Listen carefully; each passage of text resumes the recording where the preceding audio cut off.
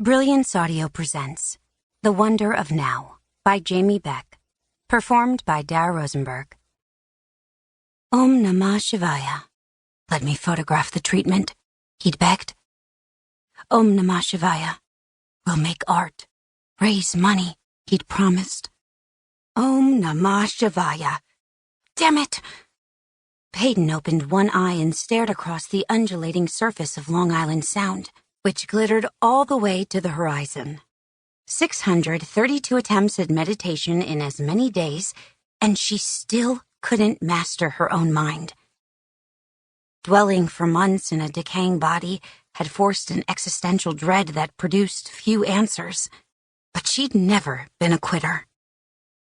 In her darkest moments, she'd habitually forced herself to look for silver linings. By 31, she'd mastered that ritual. Last year, she'd even found two for chemo, like the way she could blame it for all kinds of personal failings. Its other plus? A handy excuse for opting out of her mother's endless list of social and philanthropic invitations. Of course, those benefits didn't outweigh the weight gain, skin discoloration, nausea, mouth ulcers, and hair loss she'd experienced while undergoing breast cancer treatment. Peyton curled a jaw-length strand of newly wavy hair around her finger. Still short, but progress nonetheless. She uncrossed her legs while taking a deep breath of briny air, and then stretched them out, digging her toes into the warm sand. Growing up, she and her brother Logan and their friends had played tag here, built sandcastles, lit bonfires while camping out. They drifted on rafts and sailed around the Sound, carefree and certain of a future that would always be easy and full of adventure. Now her gaze fixed on the line where earth met sky. These past few months, she'd often stared at that distant place, contemplating her life and purpose and other things she'd never before given much thought to. Those lazy hours, bookended by the rush of midday and the lonesome stretches of night, had become her favorite part of each day. Stolen moments of peace and presence were probably the closest she'd ever get to nirvana or zen or wherever one is supposed to arrive through meditation. "Peyton!"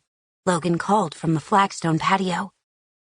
When she glanced over her shoulder, he waved her toward their family's historic shingle-style mansion.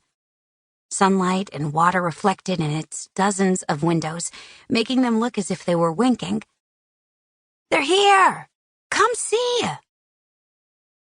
A day or so after her initial diagnosis nearly 2 years ago, Logan had cornered her with his camera and his big idea. He'd always been able to talk her into anything, and until now, she'd relished his schemes. If she didn't love him so much, she'd seriously considered lining his shower with shaving cream later. Logan turned and disappeared from the French doors without waiting for her. She hugged her legs to her chest, pressing her forehead to her knees. Why bother with meditation? She had no time for serenity. Not with her brother and Mitch Mathis, PR pain in the butt, always coming at her with to-do lists. Peyton pushed herself up and brushed the sand from her bottom, slipped on her sandals, and strolled up the lawn of the rambling estate. Only recently had she come to understand why her great-grandfather had built Arcadia House, and why he'd hidden here, away from most of the world to write.